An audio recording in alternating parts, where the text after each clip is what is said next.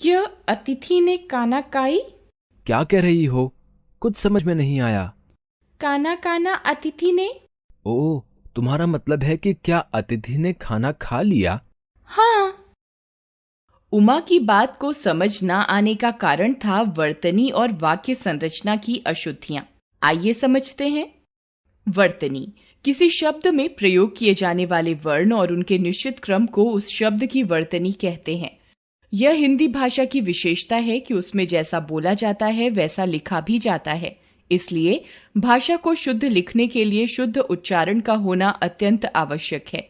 हिंदी में जो अशुद्धियां दिखाई देती हैं उसका मुख्य कारण अशुद्ध उच्चारण और स्थानीय बोलियों का प्रभाव ही है। इसके अतिरिक्त वर्णों और व्याकरण का ज्ञान न होने के कारण भी वर्तनी की अशुद्धियां होती हैं। वर्तनी की अशुद्धियां। हिंदी की वर्तनी संबंधी अशुद्धियों को हम मुख्य रूप से दो भागों में बांट सकते हैं। स्वरों से संबंधित अशुद्धियां, व्यंजनों से संबंधित अशुद्धियां। स्वरों से संबंधित अशुद्धियां। वर्तनी में होने वाली स्वरों से संबंधित मुख्य अशुद्धियां इस प्रकार हैं। मात्रा संबंधी अशुद्धियां।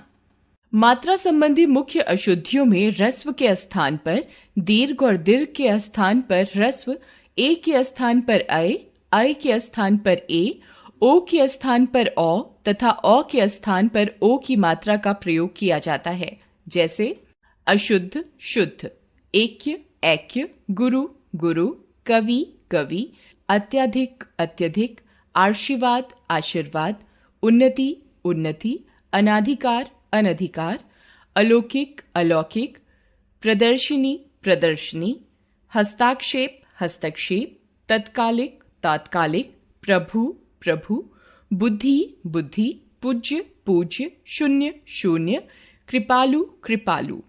स्वर रहित व्यंजन के स्थान पर स्वर सहित व्यंजन के प्रयोग की अशुद्धियां।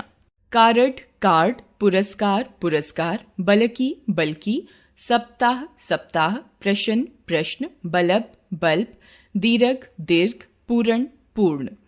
स्वर रहित व्यंजन के स्थान पर स्वर रहित व्यंजन के प्रयोग की अशुद्धियां।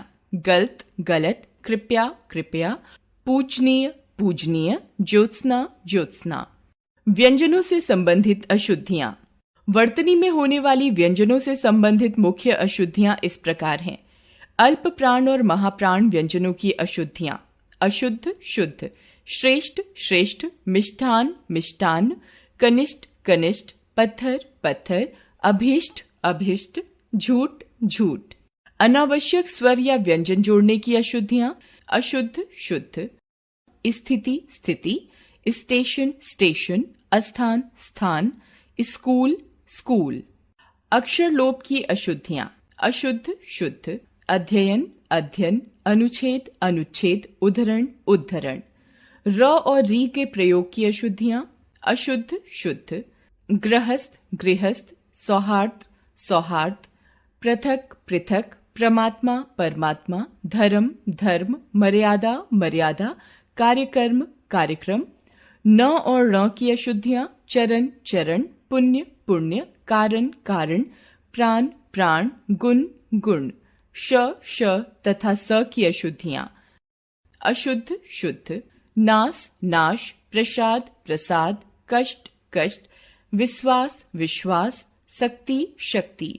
य ज और ड़ अढ़ की अशुद्धियां। अशुद्ध शुद्ध, टेढ़ा टेढ़ा, बूढ़ा बूढ़ा, खिड़की खिड़की, काढ़ना काढ़ना, चढ़ना चढ़ना। अनुस्वार और अनुनासिक की अशुद्धियां। अशुद्ध शुद्ध, अंधेरा अंधेरा, संवार संवार, हंसना हंसना, सन्यासी सन्यासी, गूंगा गूंगा, पांचवा पांचवा, कंचन कंचन, कंस कंस, गंवार गंवार। व्यंजन गुच्छ की अशुद्धियां। अशुद्ध शुद्ध, चिन्ह चिन्ह, ब्रह्मा ब्रह्मा, उपलक्ष उपलक्ष, ब्राह्मण ब्राह्मण, मध्याह्न मध्याह्न, उज्ज्वल उज्ज्वल। नुक्ता संबंधी अशुद्धियां। हिंदी में अरबी फारसी अंग्रेजी आदि भाषाओं के अनेक शब्द प्रयोग होते हैं जिनमें क ख ग ज और फ नुक्ता युक्त ध्वनियों का प्रयोग करना जरूरी होता है, क्योंकि नुक्ता न लगाने पर शब्दों के अर्थ बदल जाते हैं। इन 5 ध्वनियों में अब केवल ज और फ का प्रचलन ही हिंदी में है। इनमें भी नुक्ते का प्रयोग वहां जरूरी है जहां अर्थ का अनर्थ होने की संभावना होती है। नुक्ता अर्थ को कैसे प्रभावित करता है, इसके कुछ उदाहरण देखिए। शब्द अर्थ: जरा बुढ़ापा, जरा तनिक थोड़ा। फन सांप आदि का, फन गुण हुनर। जात उत्पन्न जना हुआ, जात स्वभाव स्वरूप। जमाना द्रव को ठोस बनाना, जमाना काल युग। वाक्य रचना की अशुद्धियां: लिखित भाषा व्याकरण के नियमों के अनुसार शुद्ध हो, इसके लिए वाक्य संरचना का शुद्ध होना जरूरी है। शुद्ध वाक्यों के गठन में दो बातों का विशेष ध्यान रखा जाता है: पदक्रम और अन्विति। पदक्रम: किसी भी सरल वाक्य में कर्ता, कर्म, पूरक, क्रिया, विशेषण तथा अव्यय आदि सामान्य रूप से जिस क्रम में आते हैं उसे पदक्रम कहते हैं। सभी भाषाओं में यह पदक्रम अलग होता है। हिंदी में सबसे पहले कर्ता और अंत में क्रियापद आता है। अन्विति: अन्विति का शाब्दिक अर्थ है परस्पर संबद्धता या मेल, अर्थात वाक्य में प्रयुक्त पदों में लिंग, वचन, पुरुष के स्तर पर क्रिया के साथ अनुरूपता होना ही अन्विति है। वाक्य रचना में प्रायः निम्नलिखित प्रकार की अशुद्धियां दिखाई देती हैं। पदक्रम संबंधी अशुद्धियां: अशुद्ध वाक्य, शुद्ध वाक्य। केवल यहाँ दो आदमी हैं, यहाँ केवल दो आदमी हैं। लिंग, वचन और कारक संबंधी अशुद्धियां: अशुद्ध वाक्य, शुद्ध वाक्य। इस कमरे का लंबाई अधिक है, इस कमरे की लंबाई अधिक है। उसका बेटा और बेटी मेरठ गई हैं, उसका बेटा और बेटी मेरठ गए हैं। मेरा तो प्राण निकल गया, मेरे तो प्राण निकल गए। बाग में गुलाब के अनेकों पौधे थे, बाग में गुलाब के अनेक पौधे थे। मोहन, वीरा और नेहा खेलती हैं, मोहन, वीरा और नेहा खेलते हैं। क्रिया संबंधी अशुद्धियां: अशुद्ध, शुद्ध। आपको यह पुस्तक अवश्य खरीदना चाहिए, आपको यह पुस्तक अवश्य खरीदनी चाहिए। हम भोजन किए हैं, हमने भोजन कर लिया है। सर्वनाम संबंधी अशुद्धियां: अशुद्ध, शुद्ध। हमने ये काम पूरा करना है, हमें यह काम पूरा करना है। वह जा रहे हैं, वे जा रहे हैं। कौन यह पत्र लिखा है, यह पत्र किसने लिखा है।